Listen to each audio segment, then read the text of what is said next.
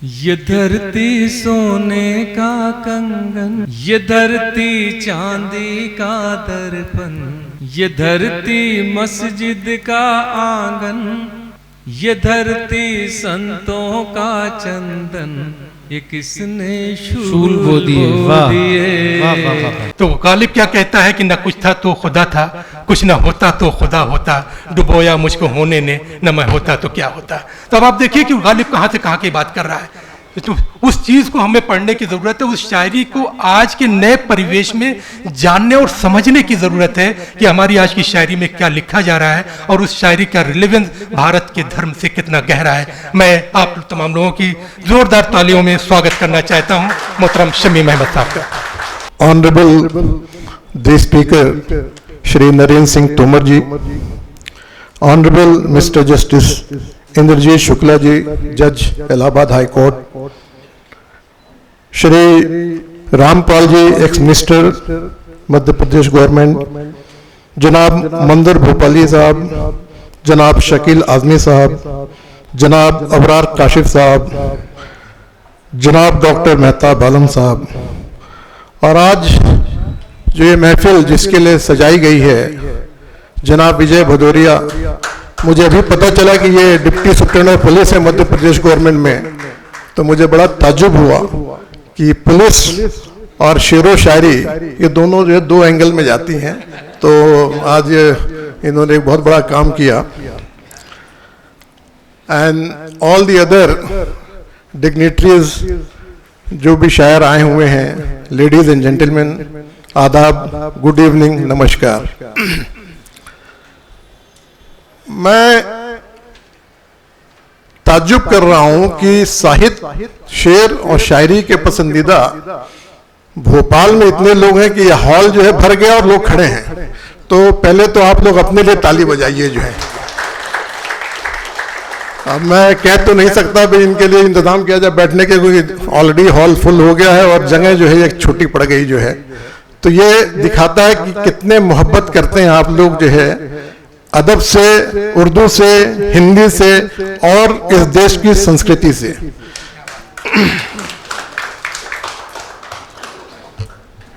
हम लोग यहाँ, मैं आया था यहाँ नेशनल जुडिशियल एकेडमी भोपाल में, 2 रोज की कॉन्फ्रेंस है आज और कल।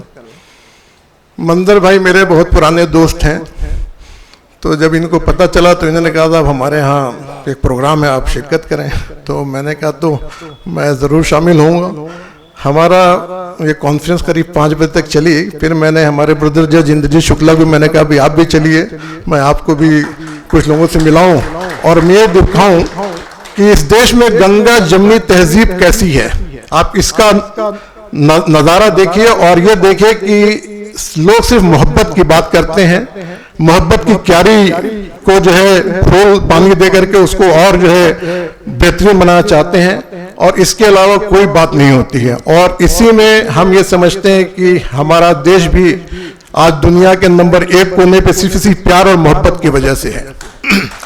हर तरफ दुनिया में तबाही है सिर्फ इस देश को छोड़ करके, और मैं ये उम्मीद करता हूँ कि आने वाला कल भी और बेहतरीन होगा। मैं अपनी बात एक शेर से शुरू करना चाहता हूं। आज हम लोग जिनकी बदौलत इस मुकाम पे पहुंचे हैं, उनको याद करने के लिए एक शायर ने एक शेर कहा, मैं उसको आपके सामने पेश करना चाहता हूं, जिसमें हमारे वालिदैन, पेरेंट्स, हमारे गुरु, हमारे दोस्त सभी शामिल हैं। तो ये मौका अच्छा इस शेर को सुना दिया जाए। शकील भाई, एक कतरा ही सही आंख में पानी तो रहे, एक कतरा ही सही आंख में पानी तो रहे, ऐ मोहब्बत तेरे होने की निशानी तो रहे, ऐ मोहब्बत तेरे होने की निशानी तो रहे। यही सोचकर उनकी यादों को संजोया हमने, यही सोचकर मैंने थोड़ा सा तब्दील किया इस शेर में कुछ अल्फाजों को जो है, यही सोचकर उनकी यादों को सजोया हमने, इस नए घर में कोई चीज पुरानी तो रहे, इस नए घर में कोई चीज पुरानी तो रहे। जनाब विजय भदौरिया साहब ने जो ये किताब लिखी है 116 चांद गिराते हैं, मैं अभी कुछ उसके अशार पढ़ रहा था। तो शायरी सिर्फ जिंदगी का हुस्न बयान नहीं बल्कि उसकी तनकीद भी है। इस नुक्ते नजर से जब विजय भदौरिया जी की शायरी को पढ़ते हैं तो उसमें हमें वतन की मिट्टी की खुशबू, सूफियाना कलाम, संतों के चंदन की महक, इंसान की अजमत, जमाने का कर्ब, घर आंगन और पानदान की खुशबू।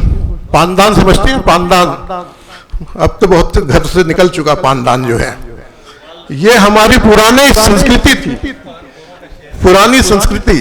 तो उसकी भी खुशबू इनकी उस किताब में है। उस पानदान की खुशबू नजर आती है।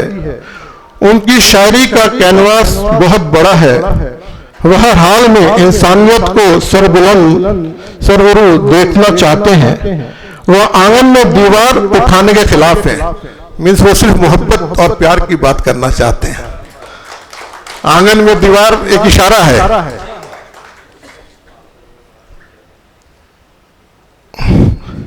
ये मैंने रास्ते में गाड़ी में लिखा है, थोड़ा चलते चलते, तो कुछ अगर इसमें गलती भी हो तो उसको माफ कीजिएगा। जो है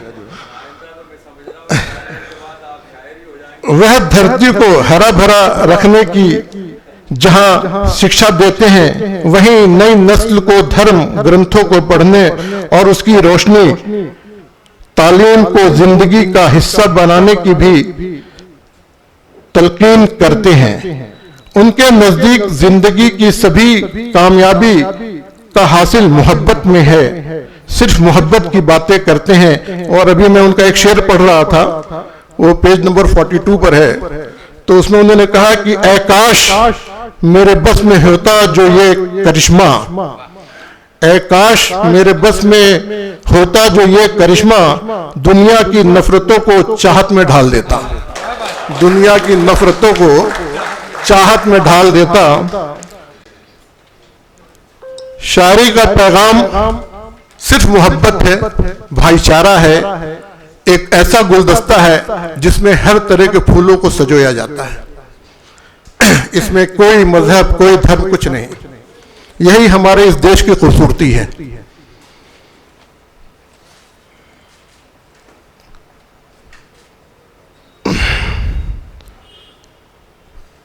विजय भदौरिया जी को उनकी गजलों के खूबसूरत मजमूए की इशाअत इस वक़ार प्रोग्राम के आयोजन और ऑल इंडिया मुशायरा व कवि सम्मेलन के लिए मुबारकबाद पेश करता हूँ। मैं अपनी बात खत्म करने से पहले, चूंकि इसके बाद जो प्रोग्राम है वो हम बेहतरीन शायरों को सुनेंगे, तो मंजर भाई के साथ रहते रहते कुछ मुझमें भी जो है वो जज्बात धीरे धीरे आ रहे हैं। तो अब ये कह रहे हैं कि कहीं आप भी शायर न हो जाए आगे, तो अभी वक्त है, रिटायरमेंट के बाद ये प्रोग्राम शुरू करेंगे जो है। लेकिन मैं कुछ आशार पेश करना चाहता हूँ, मुझे अच्छे लगते हैं। खास तौर पे ये जो कुछ नए बच्चे बैठे हैं, कुछ बच्चियां बैठी हैं जो अपने मुस्तकबिल की तलाश में हैं, तो मैं उन बच्चियों के लिए भाई साहब एक शेर कहना चाहता हूं कि खुद को आफते जमाना से बचाए रखिए, खुद को आफते जमाना से बचाए रखिए, और वक्त कैसा भी हो किरदार बनाए रखिए। भाई साहब, खुद को आफते जमाना से बचाए रखिए और वक्त कैसा भी हो किरदार बनाए रखिए। मिल ही जाएगा एक रोज सुरागे मंजिल, मिल ही जाएगा एक रोज सुरागे मंजिल, राह मंजिल पर निगाहों को जमाए रखिए, राह मंजिल पर। एक ताहिर फराज साहब का एक बहुत बेहतरीन शेर जो मुझे बड़ा पसंद आता है और मैं उसको अक्सर सुना देता हूँ। भाई साहब, वो जिंदगी का शेर है और एक मुशायरे में उन्होंने कहा था कि मैं रहूं ना रहूं, मेरा ये शेर जरूर जिंदा रहेगा। तो अगर इजाजत हो तो मैं उसको तरन्नुम में पढ़ दूं। ताकुब माने पीछा करना, किसी का पीछा करना। जिंदगी तेरे ताकुब में हम, जिंदगी तेरे ताकुब में हम इतना चलते हैं कि मर जाते हैं, इतना चलते हैं कि मर जाते हैं। यह शेर आपके लिए सर खास तौर पे। वक्त से पूछ रहा है कोई, वक्त से पूछ रहा है कोई, जख्म क्या वाकई भर जाते हैं, जख्म क्या वाकई भर जाते हैं। हमको तनकीद पसंद है लेकिन, हमको तनकीद पसंद है लेकिन, आप तो हद से गुजर जाते हैं, आप तो हद से गुजर जाते हैं। इन्हीं चंद शेरों के साथ मैं जो आने वाले शायर हैं मैं उनको मुबारकबाद देता हूँ। ये महफिल अच्छी होगी और हम यहाँ से कुछ ले करके जाएंगे। बहुत बहुत शुक्रिया। अस्सलाम वालेकुम।